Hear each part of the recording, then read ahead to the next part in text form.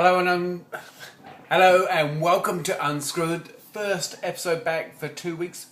First week, pretty down sick. Second week, obviously kind of school holidays.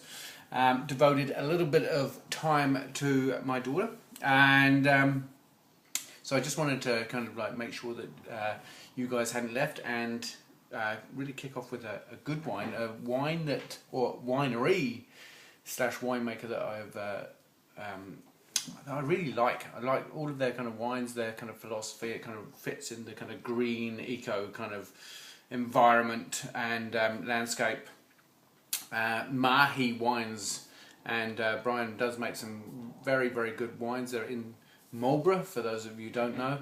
And the wine that we're going to talk about today is the Twin Valleys Vineyard 2010 Gewurztraminer, from the western end of the Wairau Valley, kind of heading up the Waihope Valley, which is kind of like famed for the spy base that was punctured and revealed that kind of satellite. So as you kind of head that way, you're kind of getting a bit more kind of elevation.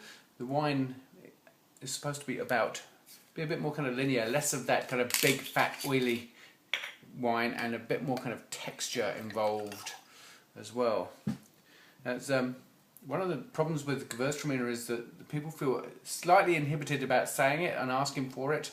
Also, they don't know what they're going to get. It suffers a similar fate to that of Riesling, where people really are divided on how to address the kind of label.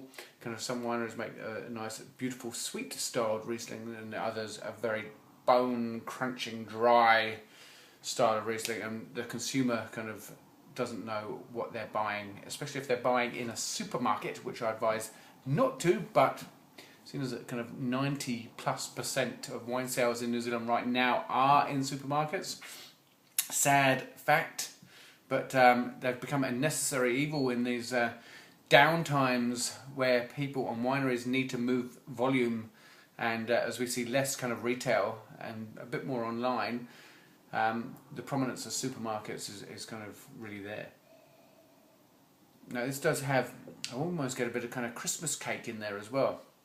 You do get that lime, slight bit of kind of almost kaffir lime, then you get that kind of mandarin character, that honey character, kind of quite tropical. And I hate to use the kind of classic words, kind of rose petal, and Turkish delight, but that is exactly what you're getting off this as well.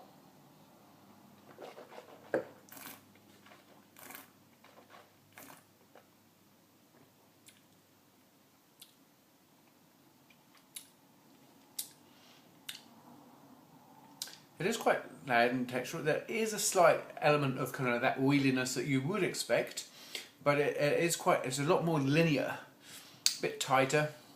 2010, still pretty darn young. Go for another couple of years and really kind of open up. Probably open up in my glass if I left it and hadn't poured it straight from the bottle like most consumers do. They buy it, they take it around to a friend's place or home, unscrew it, whack it on the table, expect the wine to be drunk rather than give it to the host to store and bring out at a better stage.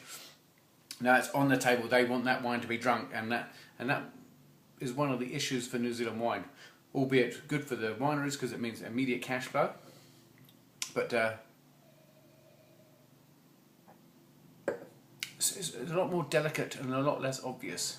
So like for me, I quite like it. I like the principles behind it as well. So for me, kind of that 87. I tried the Pinot Gris the other day, which I'll do as a written version, and I've got to say that I really like that. I thought that was a really smart New Zealand style of Pinot Gris, where I'd like to see a lot more kind of wineries heading towards. Anyway, adios.